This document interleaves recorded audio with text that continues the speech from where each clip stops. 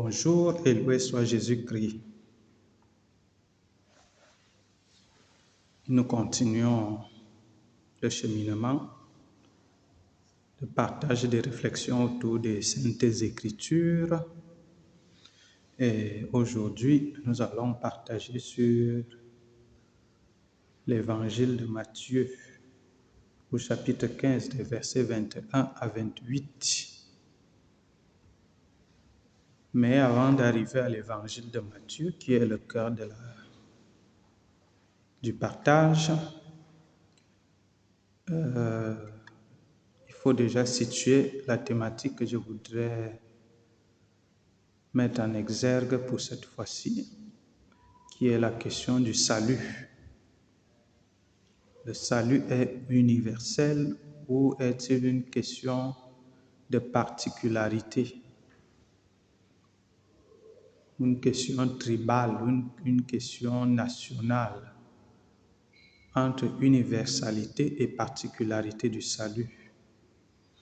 Et déjà, il faut remonter au premier texte, ce qui est tiré du livre d'Isaïe, du prophète Isaïe, qui fait déjà apparaître l'universalité du salut, en disant de façon synthétique que les païens qui pratiquent la justice, l'honnêteté, le bien en somme, seront portés par Dieu dans sa maison et qui acceptera et accueillera leurs sacrifices et leurs holocaustes.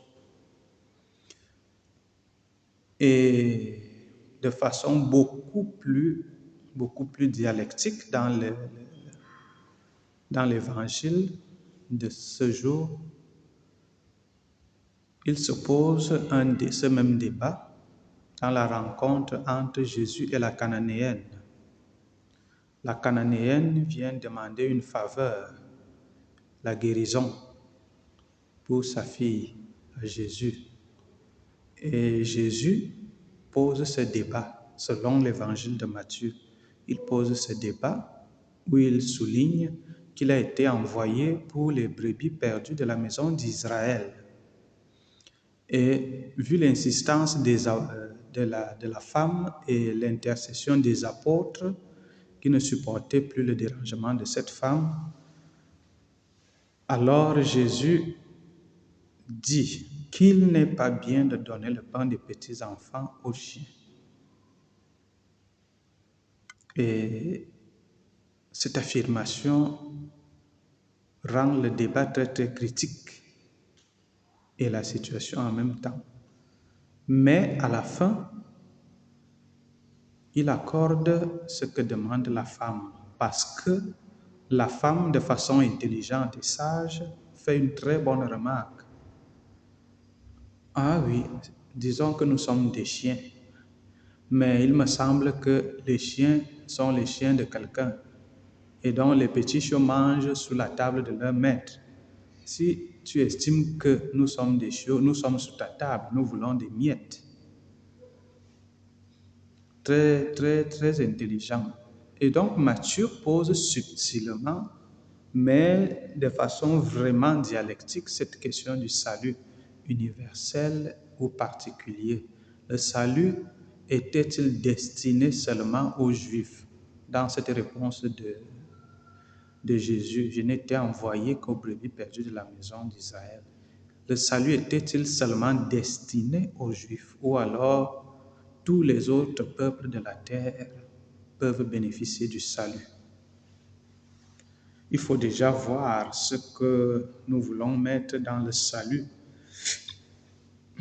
Mais disons que le salut est synonyme de vie éternelle. La vie éternelle est-elle un besoin de tous les peuples, ou bien c'était seulement un besoin pour le peuple juif? Bien évidemment,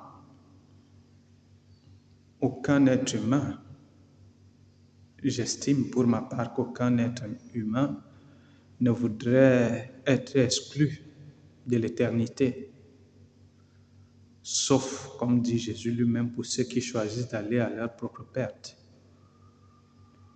Mais de tous les temps, les hommes veulent vivre éternellement. De tous les temps. Et donc, le débat qui, tout compte fait, n'est pas encore dépassé, parce que les hommes continuent à vivre sur la terre déjà par leur diversité, comme ils ont été créés. Et donc, cette diversité entraîne une multiplicité. Et entre multiplicité et diversité, il y a la possibilité d'avoir plusieurs religions et plusieurs propositions de salut, parce que ce que le chrétien entend par salut n'est pas forcément ce qu'un bouddhiste ou bien un musulman ou bien un hindouiste entend par salut. Mais si nous rentrons dans le concept de salut comme vie éternelle, au-delà de ceux qui peuvent proposer la réincarnation, nous pensons que nous sommes ceux qui retournent en Dieu.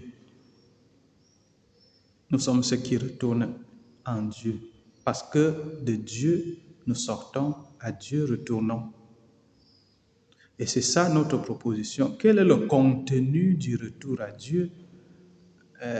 La pleine connaissance de cette réalité nous échappe encore. Elle nous échappe. Mais c'est cela même le débat.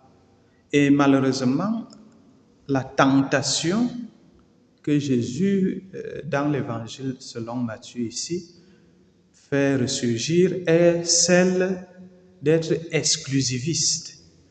Nous sommes ceux qui possèdent le vrai salut, le bon salut. Les autres ne l'ont pas.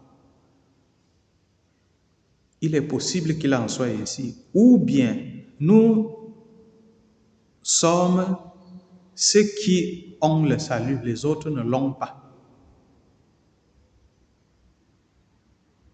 Bon, sur la base de quoi on peut établir tel critère, chacun se défendra, ça c'est sûr. Même nous chrétiens, nous nous défendrons chacun pour son compte. Seulement, le fait de la diversité et de la multiplicité nous met tellement en difficulté que le débat peut devenir très tensionné.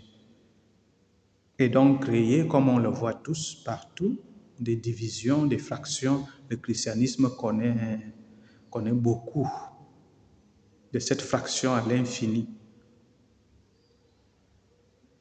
Quand on est dans nos territoires en Afrique, on voit bien dans tous les pays comme surgissent dernièrement les pentecôtistes, les églises d'éveil partout. Ça, c'est visible parce que chacun entend apporter une proposition qu'il juge celle plus pertinente.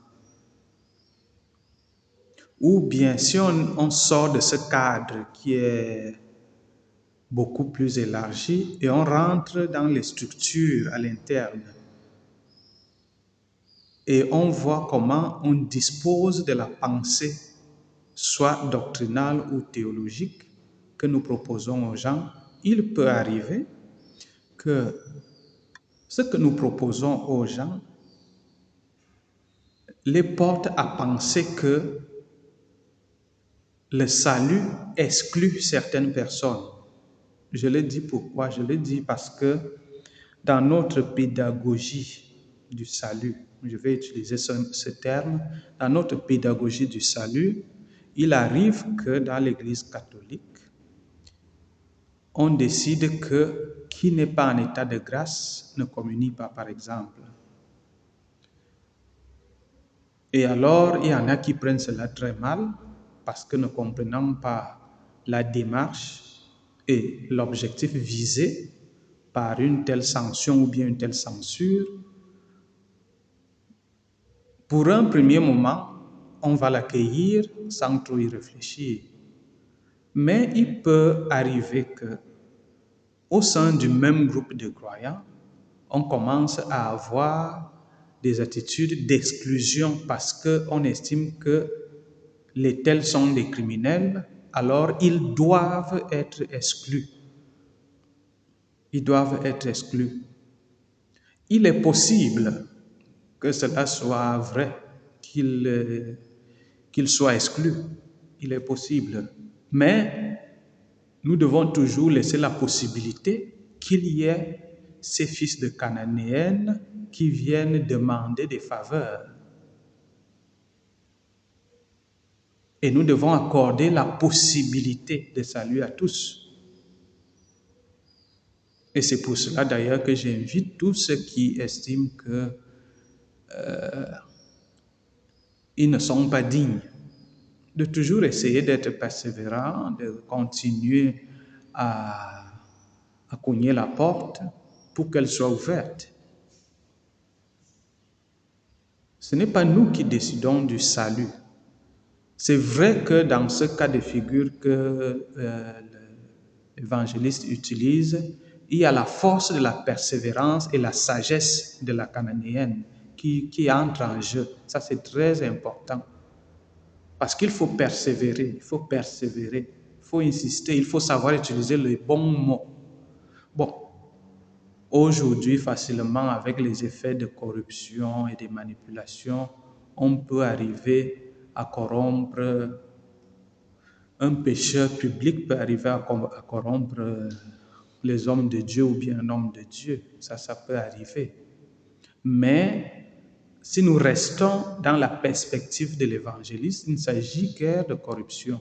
Ici, on a affaire à une négociation.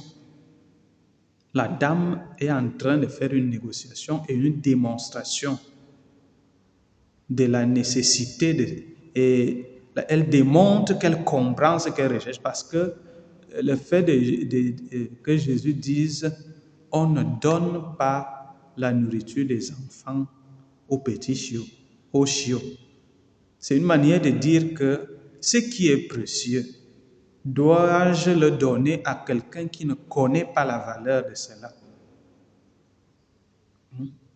Ça, c'est une forme de discernement. Cette réponse de Jésus est une espèce de tamis. Ça vaut vraiment la peine de recevoir ce que tu demandes là. Tu comprends vraiment ce que tu demandes là. C'est exactement cette approche qu'on emploie, par exemple, quand on dit quand on n'est pas en état de grâce, on ne s'approche pas des sacrements. C'est un peu dans cette dynamique-là. Ce n'est pas pour dire que la personne est condamnée. Qui sommes-nous pour condamner? Nous aidons juste à opérer le passage pour amener les fidèles à comprendre l'importance de ce qu'ils vont accueillir dans les sacrements, surtout dans le très saint sacrement de l'autel. Surtout. Ce n'est pas pour dire que le salut est seulement pour les tels, non. Le salut est universel. Mais Jésus qui dit clairement dans l'Évangile qu'on ne donne pas les perles aux pauvres. Ça se comprend à partir du moment pourquoi il essaye de secouer la dame